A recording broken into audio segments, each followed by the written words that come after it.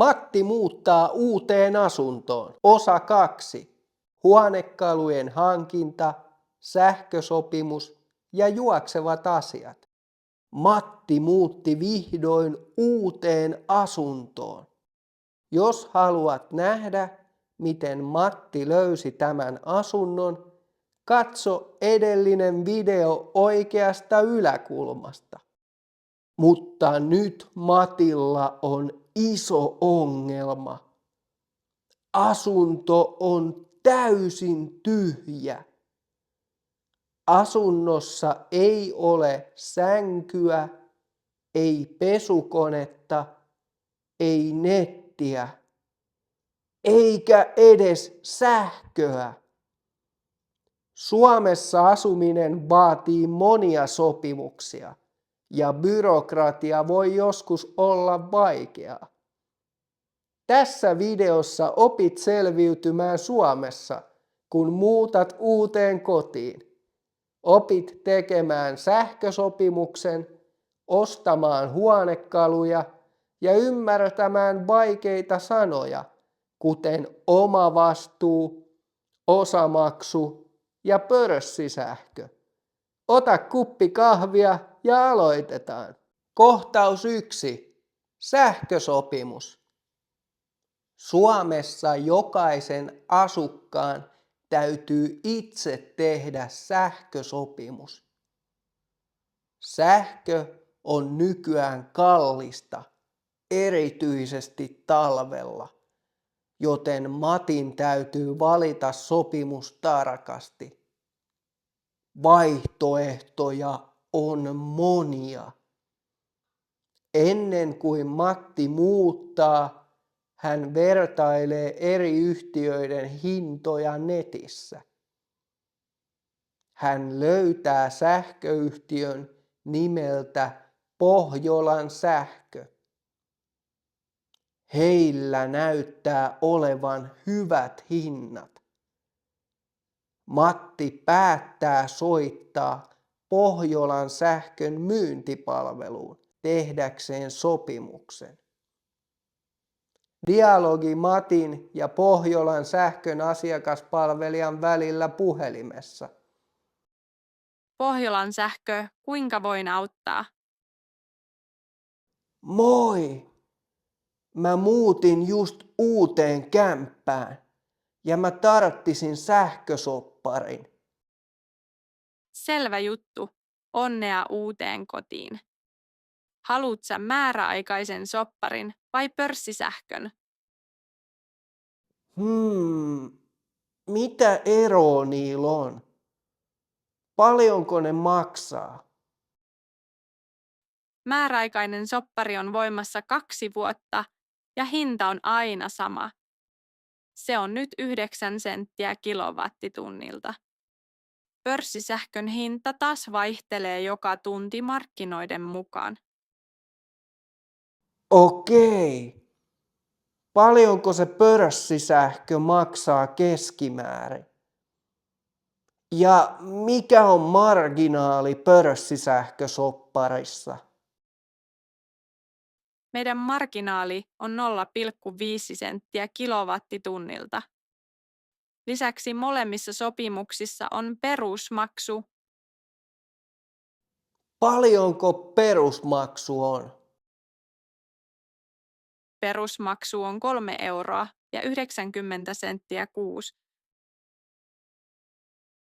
Okei, mä haluan tietää tarkan hinnan joka kuukausi. Mä en jaksa seurata sähkön hintaa.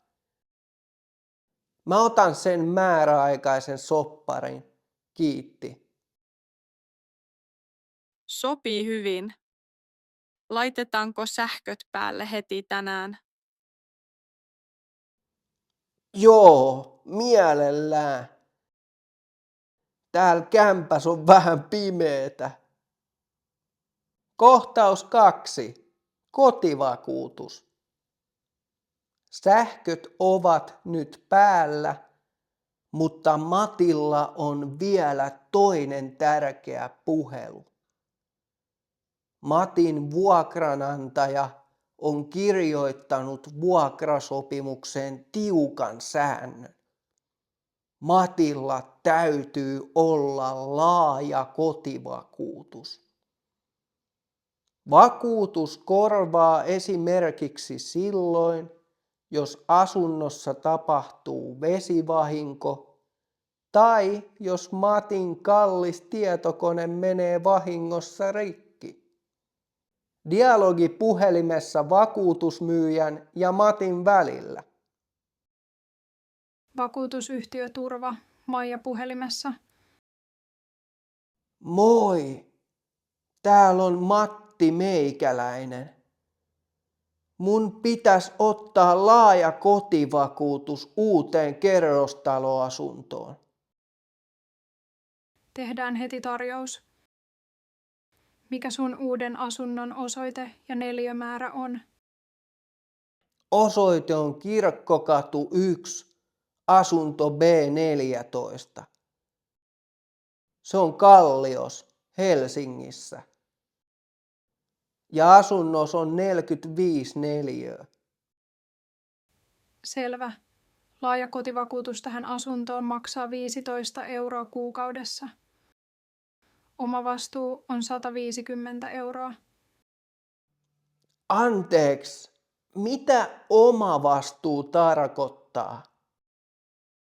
Se tarkoittaa sitä summaa, jonka sä maksat itse vahingon sattuessa. Eli jos sun puhelin menee rikki ja korjaus maksaa 500 €, sä maksat itse vain tuon 150 € ja me maksamme loput 350 €. Ahaa, ymmärrän. Kuulostaa tosi hyvältä. Mä otan sen vakuutuksen. Kohtaus 3. Huonekalukaupassa. Sähkö ja vakuutus ovat nyt kunnossa.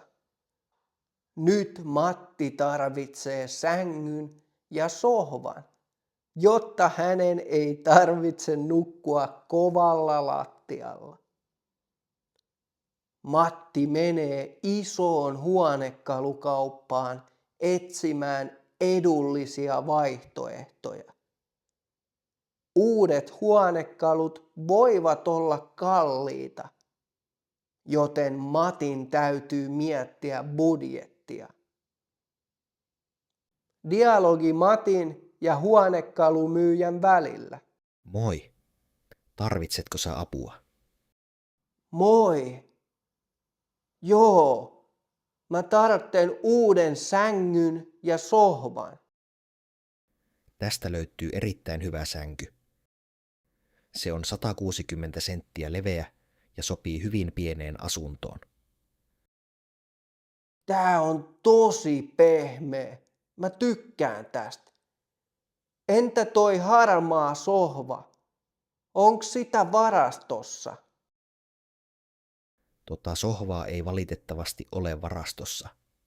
Sen toimitusaika on 4 viikkoa. 4 viikkoa? Se on aika pitkä aika. Entä sänky? Saaks sen heti? Saat sängyn heti mukaan, tai me voidaan toimittaa sänky sun osoitteeseen kotiin kuljetuksella. Mä otan kotiin kuljetuksen sängylle, koska mulle ei oo autoa. Paljonko sänky ja kuljetus maksaa yhteensä? Sänky on 400 € ja kotiin kuljetus 40 €. Saanko mä vähän alennusta?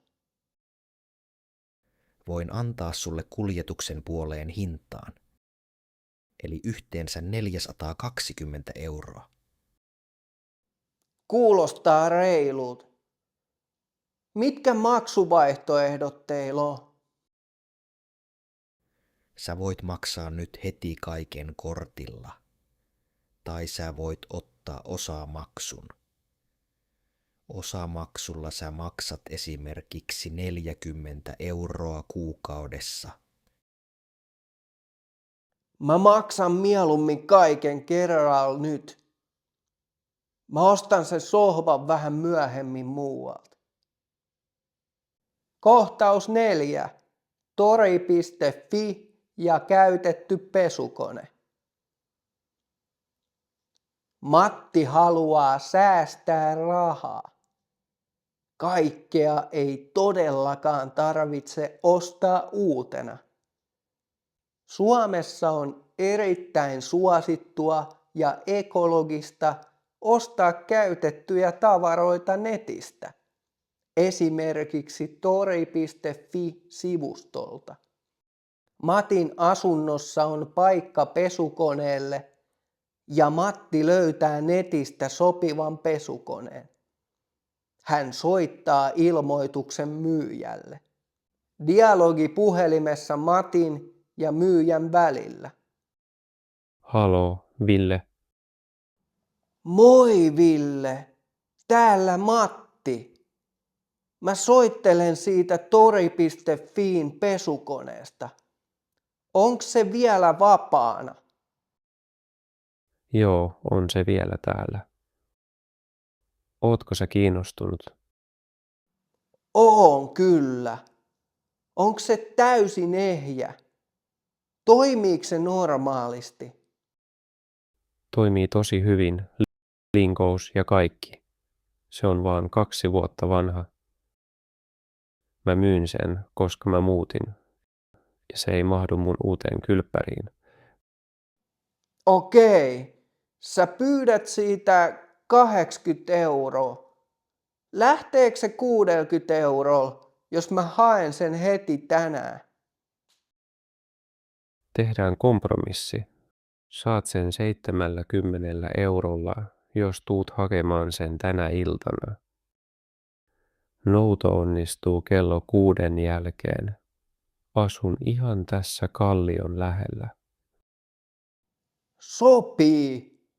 Mä pyydän kaveria auttaa ja tuun pakul kello 6 hakee sen. Nähdään silloin. Kohtaus 5. Nettiyhteyden avaaminen. Asunto alkaa näyttää kodilta.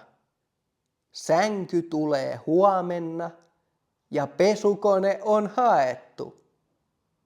Mutta Matti ei voi katsoa televisiota, pelata tai tehdä etätöitä ilman internettiä. Hän käy puhelinoperaattorin myymälässä avaamassa laajakaistan. Dialogi Matin ja myyjän välillä puhelinoperaattorin myymälässä. Moro, miten mä voin auttaa?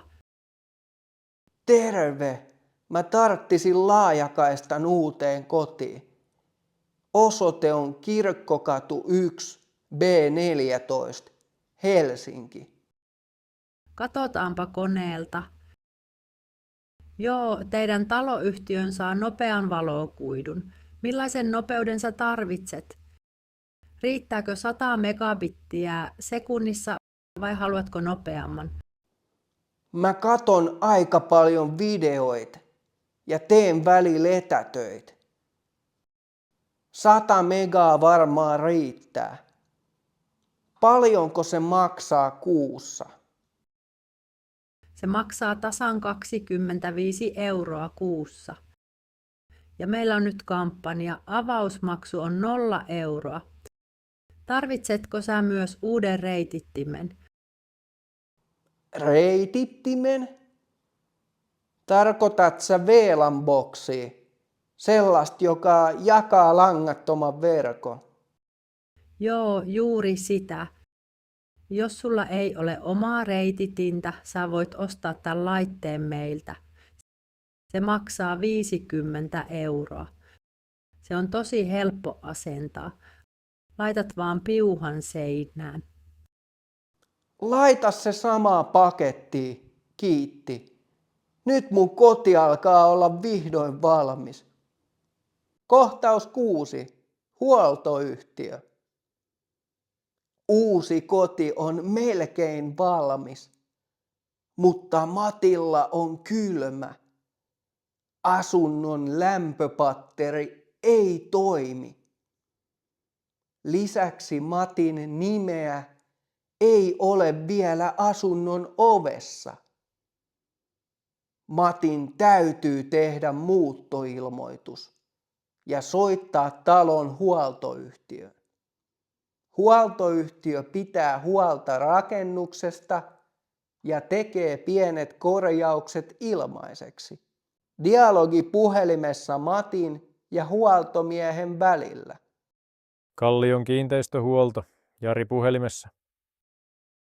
Moi! Täällä on Matti Meikäläinen. Mä muutin just osoitteeseen Kirkkokatu 1, asunto B14. Tervetuloa taloon. Oletko sä tehnyt jo virallisen muuttoilmoituksen postiin ja Digi- ja väestötietovirastoon? Joo, mä tein sen eilen netissä. Voisitteko te tulla vaihtaa mun nimen oveen ja postilaatikkoon? Totta kai. Me tullaan laittamaan uusi nimikyltti vielä tänään iltapäivällä. Oliko sulla muuta? Oli itse asiassa. Täällä asunnossa on tosi kylmä. Olohuoneen patteri on ihan jääkylmä. Se ei lämpene ollenkaan. Okei, patterissa taitaa olla ilmaa tai venttiili on jumissa. Ei hätää, mä tuun käymään ja korjaan sen samalla, kun laitan sen nimen oveen. Oletko sä kotona 2 aikaan? Oon kotona. Kiitokset avusta. Nyt Matti voi vihdoin rentoutua. Hänellä on sähköä, netti, vakuutus ja patterikin on vihdoin lämmin. Mikä näistä asioista on sinun mielestäsi vaikeinta tai stressaavinta hoitaa, kun muutat uuteen kotiin? Kerro kommenteissa. Ja muista, että voit ladata tämän videon PDF-oppaan, jossa on koko teksti, sanasto ja harjoituksia. Linkki löytyy kuvauksesta. Nähdään ensi kerralla. Moi moi!